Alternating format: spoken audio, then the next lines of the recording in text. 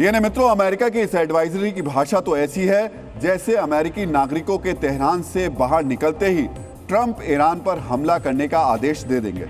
वैसे सिर्फ अमेरिका ही नहीं, भारत और दूसरे देश भी ईरान की स्थितियों पर नजर बनाए हुए हैं। इससे पहले हम आपको ईरान को चारों तरफ से घेर कर खड़े अमेरिकी कैरियर स्ट्राइक ग्रुप, वॉरशिप और फाइटर जेट्स की जानकारियां विस्तार से दे चुके हैं, जो अमेरिका के राष्ट्रपति ट्रंप के एक आदेश पर ईरान पर हमला कर सकते हैं। लेकिन ओमान में अमेरिका से वार्ता करने आए ईरान ने भी पिछले अनुभव से सबक लिया है और अमेरिका और इजराइल पर भरोसा ना करते हुए पलटवार की पूरी तैयारी कर ली है।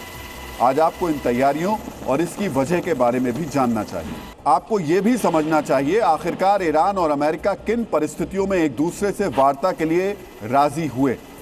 अगर दोनों देश वाकई युद्ध से बचना चाहते हैं तो एक दूसरे पर मिसाइलें तानकर बातचीत के लिए क्यों बैठे?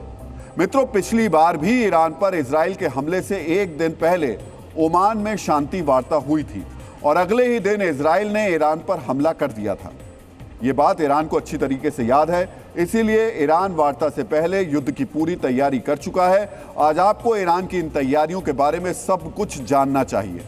जिस वक्त ईरान और अमेरिका के बीच ओमान में वार्ता शुरू हुई, उससे पहले ईरान ने अपने सबसे घातक मिसाइल को मोर्चे पर तैनात कर दिया। यानी एक तरफ अमेरिका ने बातचीत के लिए ईरान के सामने मिसाइल कार्यक्रम बंद करने की शर्त रखी, दूसरी तरफ ईरान ने वार्ता से पहले अपनी हाइपरसोनिक मिसाइल खुर्रम शहर 4 को 4 मोर्चों पर तैनात कर दिया। इससे पहले इजराइल के खिलाफ पिछले युद्ध में भी ईरान ने इस मिसाइल का इस्तेमाल किया था, लेकिन इसकी जानकारी नहीं दी गई थी। ईरान ने पहली बार इसे कॉम्बैट सर्विस में शामिल करने की बात मानी है, यानी ये मिसाइल अब परीक्षण और प्रदर्शनी का हिस्सा नहीं है, बल्कि इजराइल और अमेरिकी बेस पर हमले के लिए पूरी तरीके से तैयार है। आज आपको ईरान की इस घातक मिसाइल की ताकत के बारे में भी जानना चाहिए और ये भी समझना चाहिए ये मिसाइल इजराइल और अमेरिका के लिए क्यों सबसे बड़ा खतरा कही जा रही है। मित्रों, सबसे पहले आप ईरान की उस मिसाइल का नया वीडियो देखिए।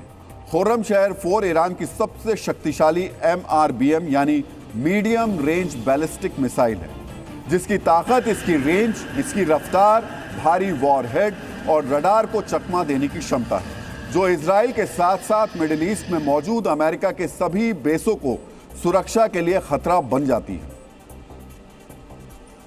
मित्रों, खुर्रम शहर मिसाइल की रेंज 2000 किलोमीटर है। इसका मतलब यह हुआ कि यह मिसाइल पूरे इजराइल में किसी भी टारगेट को आसानी से निशाना बना सकती है। इसके अलावा मिडिल ईस्ट के अमेरिकी बेस में भी इसके निशाने पर आ सकते हैं। यह मिसाइल 1500 से 1800 किलोग्राम तक परमाणु या पारंपरिक विस्फोटक ले जाने में सक्षम है, यानी इस मिसाइल से बड़े सैन्य ठिकानों और एयरबेस को निशाना बनाया जा सकता है। इसके अलावा यह क्लस्टर बमों को लॉन्च करने का घातक हथियार है। इस मिसाइल की रफ्तार मैक 12 है, यानी ये आवाज की रफ्तार से 12 गुना तेज चलती है, लेकिन ईरान की कुछ मीडिया रिपोर्ट्स इसकी रफ्तार 17 मैक बताती हैं। खुर्रम शहर 4 वर्जन में एडवांस गाइडेड सिस्टम है, जो दुश्मन के एयर डिफेंस को जवाब देने का ज्यादा वक्त नहीं देता, यानी इसका वॉरहेड अंतिम सेकंड में दिशा या एंगल बदल सकता है। इसीलिए किसी भी एयर डिफेंस के लिए इसे इंटरसेप्ट करके इसे नष्ट करना बहुत ही मुश्किल है। कुछ रिपोर्ट्स के अनुसार इस मिसाइल में एक खास टारगेट पर वार करने की क्षमता विकसित की जा रही थी, लेकिन अब तक ईरान ने इसे लेकर कोई दावा नहीं किया है। वैसे इस ताकत को छिपाने के पीछे ईरान के दुश्मन को शॉक देने की रणनीति भी हो सकती है। ईरान ने इजराइल के साथ पिछले युद्ध में क्लस्टर बम्स को लेकर जाने वाली मिसाइल्स का हमला भी किया था, जिसने इजराइल को सबसे ज्यादा नुकसान पहुंचाया था। ये बात खुद इजराइल की सेना ने स्वीकार की थी। इजराइल की सेना ने इस हमले के बारे में बताया था।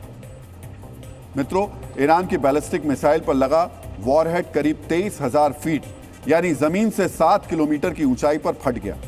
इस वॉरहेड से करीब 20 अलग अलग बम निकले। हर बम में 2.5 किलोग्राम विस्फोटक थे, जो करीब 16 किलोमीटर के क्षेत्र में गिरे और तबाही ही मचा गए। ईरान ने तब अपनी इस मिसाइल का नाम नहीं बताया था, लेकिन इजराइल की एजेंसियों ने इस मिसाइल की पहचान खुर्रम शहर 4 के तौर पर की थी। उस वक्त इजराइल ने दावा किया था ईरान के सीधे युद्ध में अपनी घातक मिसाइल का सफल परीक्षण किया था। तब इजराइल के एयर डिफेंस ने इस मिसाइल को वो रोक नहीं पाए थे। खुर्रमशहर सीरीज का डिजाइन नॉर्थ कोरिया के हार्सोन 10 मिसाइल पर आधारित है, जो खुद रूसी स्कड टेक्नोलॉजी से प्रेरित है। यानी ईरान को यह तकनीक नॉर्थ कोरिया या रूस से मिली हो सकती है। डीएनए मित्रों, हम ये जो आपको बता रहे हैं, ये मिसाइल कितनी घातक है, इसने किस तरीके से पिछले युद्ध में भी स्थितियों को ईरान के पक्ष में किया था। हालांकि पिछली बार ईरान ने उसका नाम नहीं बताया था। तो ये मिसाइल अमेरिका जो है वो ईरान की न्यूक्लियर साइट, मिलिट्री बेस या घनी आबादी वाले इलाके पर हमला करता है तो ईरान के इस्लामिक रेवोल्यूशनरी गार्ड पहले से तैयार अंडरग्राउंड कमांड बंकर, वैकल्पिक कम्युनिकेशन नेटवर्क और मोबाइल मिसाइल यूनिट को एक्टिवेट कर देंगे ताकि पहले हमले में सिस्टम ठप ना हो। इसके बाद ईरान दूसरे चरण में बैलिस्टिक मिसाइल, क्रूज मिसाइल्स और सैकड़ों सुसाइड ड्रोन से हमला करेगा, जिसका निशाना खाड़ी देशों में मौजूद यूएस बेस, एयरफील्ड और रडार स्टेशन होंगे। इतने बड़े हमले के जरिए ईरान अमेरिका के पैट्रियट और थार्ड डिफेंस सिस्टम को ओवरलोड कर देगा। तीसरे चरण में ईरान प्रॉक्सी फ्रंट खोलेगा, मतलब युद्ध सिर्फ ईरान में नहीं लड़ा जाएगा, लेबनान से हिजबुल्ला, यमन से हूती और इराक में ईरान समर्थित मिलिशिया अमेरिका और उसके सहयोगियों के ठिकानों पर हमला करेंगे। चौथे चरण में इजराइल और अमेरिका से सहयोगी देशों की power grid, oil terminal, transport, banking network और मिलिट्री कम्युनिकेशन को साइबर हमलों का निशाना बनाया जाएगा। इन साइबर हमलों का लक्ष्य बिना गोली चलाए अफरा तफरी मचाना है। पांचवें चरण में ईरान हॉर्मुज़ स्ट्रेट को हथियार बनाएगा। दुनिया का 20% तेल इसी रास्ते से गुजरता है।